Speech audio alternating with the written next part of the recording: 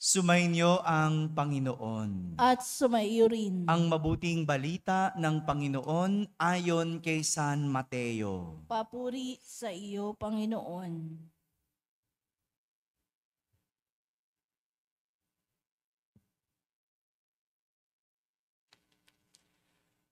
Noon ding araw na iyon, si Jesus ay lumabas ng bahay at naupo sa tabi ng lawa.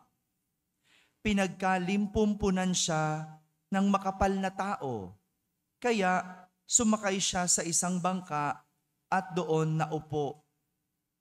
Nasa dalampasigan naman ang mga tao. At nagturo siya ng maraming bagay sa pamamagitan ng mga talinhaga. May isang magsasakang lumabas upang maghasik. Sa kanyang paghahasik ay may binhing nalaglag sa tabi ng daan. Dumating ang mga ibon at tinuka ang mga iyon. May binhi namang nalaglag sa kabatuhan, sapagkat manipis lang ang lupa roon. Sumibol agad ang binhing iyon, ngunit nang mapabilad sa matinding sikat ng araw, ay natuyo. Palibhas ay walang gaanong ugat. May binhi namang nalaglag sa dawagan. Lumago ang mga dawag at ininis ang mga iyon. Ngunit ang binhing nalaglag sa mabuting lupa ay nag-uhay. May tig sa 100, may tig 60, at may tig 30 butil ang bawat uhay. Ang may pandinig ay makinig. Mga kapatid, ang mabuting balita ng Panginoon. Pinupuri ka namin, Panginoong Hesukristo. Magsiupo po ang lahat at makinig sa homilya. Isang magandang umaga po sa inyong lahat. Magandang umaga rin sa mga nasa barangay, sa mga nasa tahanan na nagsisimba via online at sa lahat ng nasa abroad. Kasama po kayo sa aming banal na pagdiriwang dito sa ating parokya. Nais kong simulan ang ating pagdinilay sa isang kwento. Mga bata, makinig kayo ha. Lalo na yung mga bata nandito. Minsan may isang binata ang nagreklamo sa kanyang nanay dahil sa kanilang kahirapan. Ang reklamo niya, napipigilan siya na abutin ang kanyang pangarap dahil sa kanilang kahirapan. Maraming ganyang bata, no? Ayaw pumasok kasi walang pambili ng gamit. Ayaw mag-aral kasi walang pambili ng gadget. Maraming ganyan, no? Itong binata na to, nagrereklamo siya sa kanyang nanay sapagkat para bang ang hirap-hirap abutin ng kanyang pangarap kasi sila ay mahirap. Nakinig ang ina sa reklamo ng anak. Nang matapos dumaing at ibuhos sa ina ang lahat ng reklamo ng anak sa kanilang buhay, inaya ng ina ang kanyang anak na lumabas ng bahay. Pumunta sila sa isang grocery at bumili ang ina ng isang bote ng tubig. Nagbayad ito ng 10 piso. Paglabas ng grocery, mayroong vending machine. Alam niyo ba yung vending machine? Hello. Kita niyo na ba yun? No? May vending machine siyang nakita at naghulog ang ina ng 15 pesos para sa isang bote ng tubig. Pagtawid nila ng kalsada, napadaan sila sa isang convenience store. Bumili ang nanay ng isang bote ng tubig uli. Halagang 20 pesos. At bago umuwi, pumasok ang mag-ina sa isang restaurant. Akala ng anak kakain sila.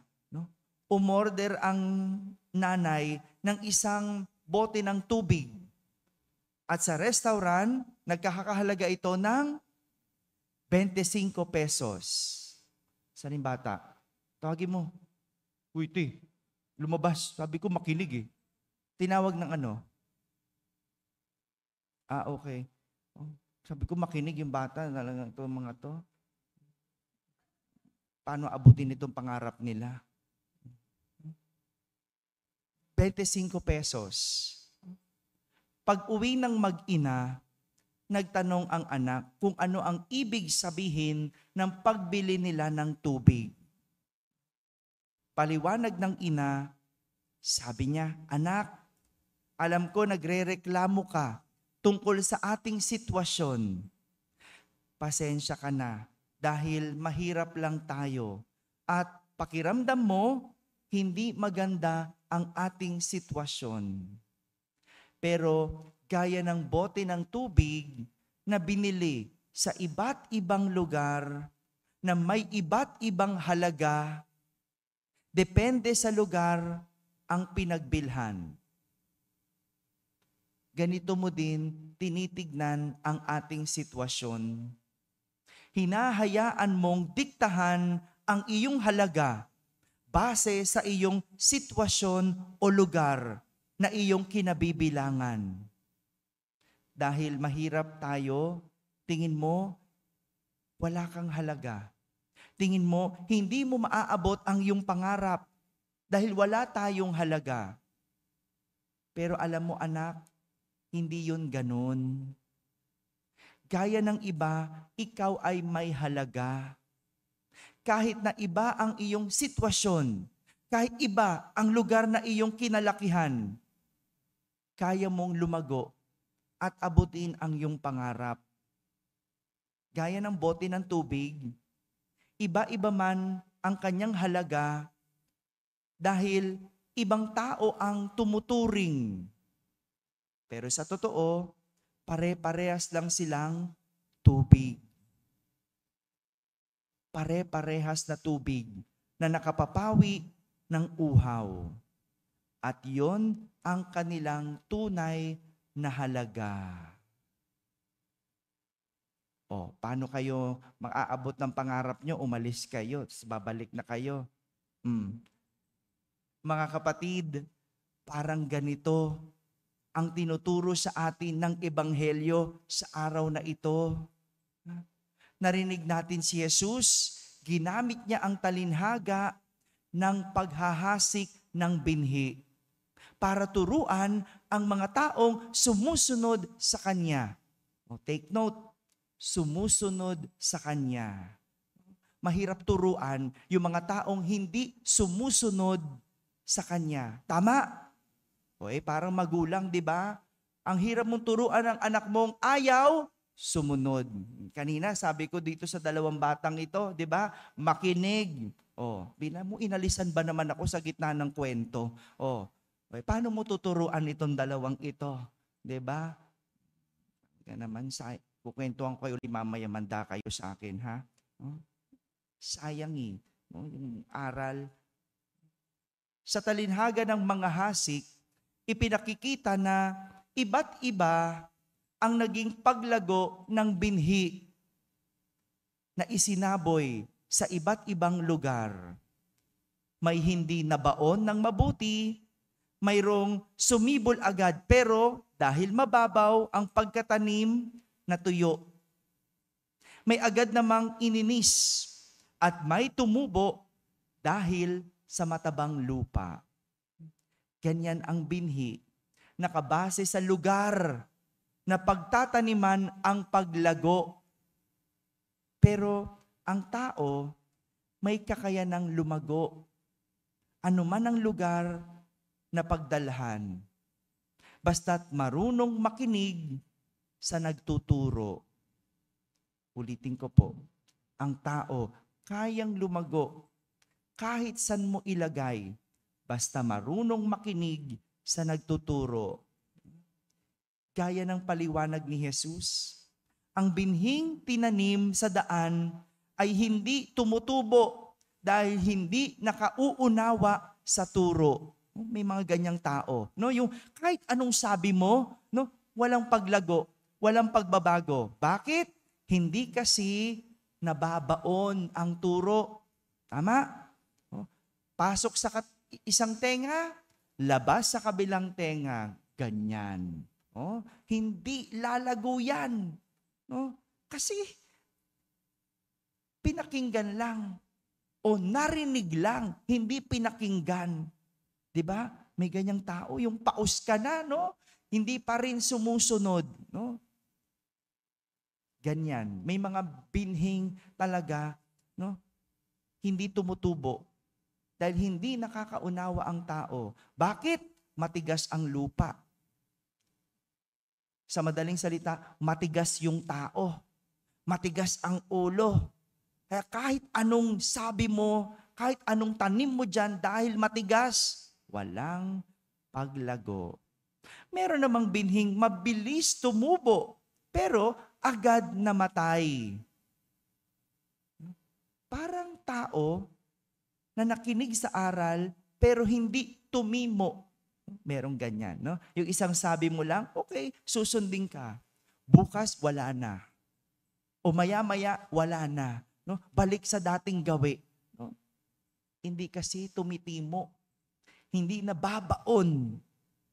Meron din namang iba, hindi namumunga.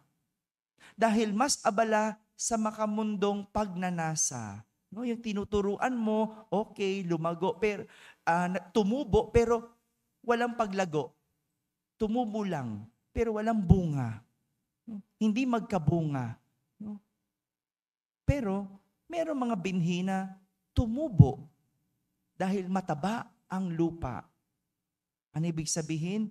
Nakinig, natuto, isinabuhay ang nakuhang aral. Ganyan tayo.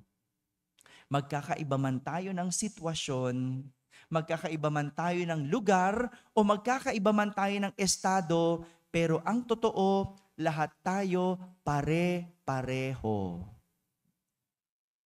Dito ka man lumaki, sa Alabang ka man lumaki, taga Makati ka man, o kahit ano pang lugar iyan, tayong lahat ay pare-pareho. May kakayanan at may kapasidad. Biniyayaan at pinagkalooban. Huwag nawa nating hayaan ang ating sitwasyon na pigilan tayong lumago. Huwag nating hayaan ang ating lugar na pinanggalingan, na pigilan tayo sa pag-abot ng ating mga pangarap. At higit sa lahat, huwag nating hayaan ang ating estado ang magdikta ng ating halaga bilang tao. Ang binhi lumalago. Depende sa lugar o sa lupa na pinagtataniman. Pero hindi ka binhi. Tao ka. Ulitin ko, hindi ka binhi, tao ka. Kaya alam mo kung paano at saan ka lalago. Kung alam mo kung sino ang dapat mong sundan at pakinggan. Mga kapatid, ang hamon sa atin lumago kung saan tayo itinatanim. Ang ating paglago ay nasa ating kapasyahan kung gagamitin natin ang binigay sa ating kakayanan. Amen? Amen.